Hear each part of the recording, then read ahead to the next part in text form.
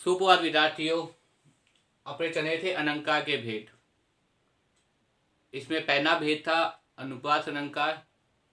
उससे संबंधित एक वीडियो मैंने अपने YouTube चैनल पे अपलोड कर दी है विद्यार्थियों। आज हम अनंका के भेद के अंदर जो दूसरा भेद है यमक अलंकार, उसके बारे में मैं बताऊंगा। और मुझे उम्मीद है विद्यार्थियों कि इस वीडियो को देखने के बाद में आपको यमक अलंकार समझ में आ जाएगा।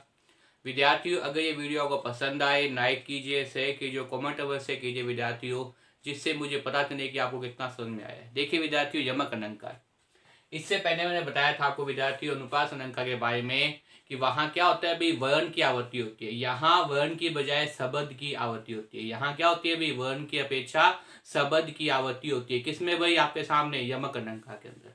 देखिए, जब एक ही शब्द बार बार आए, जब एक ही शब्द बार बार आए, उसके अर्थ भिन्न भिन्न हो। जब एक ही शब्द बार बार आए लेकिन क्या हो भाई, उसके अर्थ क्या हो विद्यार्थी, उसके अर्थ भिन्न भिन्न हो, तो वहां क्या होता है भाई, वहां यमक अलंकार होता है। वहां कौन सा अलंकार होता है, वहां आपके सामने यमक अलंकार होता है।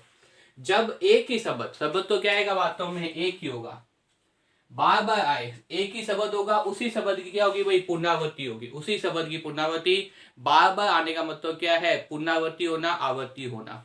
लेकिन उसके अर्थ में क्या हो, भिन्न हो, तो वहां कौन सा अलंकार होता है, वहां आपके सामने यमक अलंकार होता है। वहां कौन सा अलंकार होता है विद्यार्थियों, यमक अलंकार होता है। जैसे उदाहरणों के माध्यम में बताइए विद्यार्थियों। इससे पहले जो अलंकार मैंने गाया था अनुप्रास अलंकार, उसमें मैंने ये बताया था विद्यार्थियों कि आपको अनुप्रास अलंकार के अंदर पंक्ति का अर्थ अगर नहीं आ रहा तो भी आप क्या करोगे, अनुप्रास अलंकार ढूंढोगे।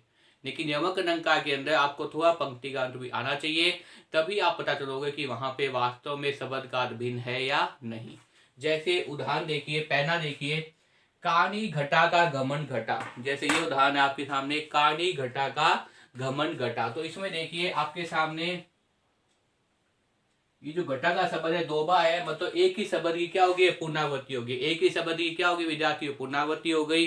लेकिन इसमें देखिए कहानी का मतलब जो बनेक है वो, घटा का मतलब क्या है, पहले घटा का मतलब है बादलों का चुंबक, का घमंड का मतलब अभिमान, और दूसरे घटे का मतलब क्या है, कम हुआ। दूसरे घटे का मतलब क्या है, कम हुआ। कहने का मतलब ये है विद्यार्थियों कि जब आसमान में काले रंग के बादल छा गए, बादलों का जुम्मुट, बादलों का जुम्मट का मतलब क्या होता है, बादलों का समूह। जुम्मुट का मतलब क्या होता है विद्यार्थियों, समूह। इसका मतलब क्या होता है, समूह। तो जब बादलों का समूह आ गया, बादल आ गए, उस समय हमने सोचा कि बरसात होगी, लेकिन तुरंत हवा चल गई। हवा चलने से क्या है, बादल उड़ गए, इसलिए उनका घमंड क्या हो गया, अभी घट गया।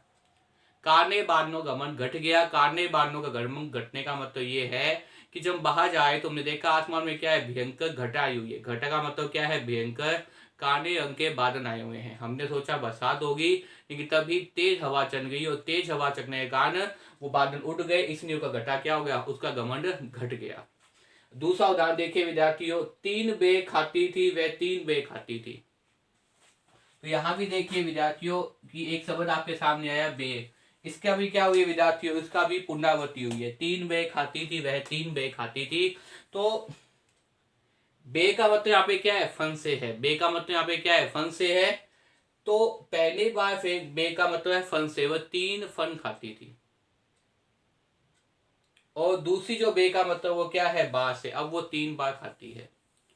एक ऐसी महारानी जो पहले जंगलों में भटक रही थी, उनका राजा जो है वो अपने युद्ध में अपने राज्य पाठ को हार चुका था, लेकिन बाद में जब पुनः प्राप्त कर लिया तब वो क्या खाती है, तीन बार खाती है। पहले जब वो जंगलों में थी वो कितने फन खाती थी, तीन ही फन खाती थी। तीन ही फन खाती थी, अब वो क्या खाती है, तीन बार खाती है। तो इस प्रकार से देखिए कि बे बे का अर्थ भी क्या है, बदलाव आया है। हालांकि बे शब्द की पुनरावृत्ति हुई है, लेकिन फिर भी पहले बे का मतलब फन है, दूसरे बे का मतलब क्या है, बा है। विद्यार्थियों, मुझे उम्मीद है इस वीडियो को देखने के बाद में आपको यमक अलंकार समझ में आ जाएगा, जिसमें क्या कहा गया है, जब एक ही शब्द बार बार आए उसके अर्थ में क्या हो जाए, भिन्न हो जाए।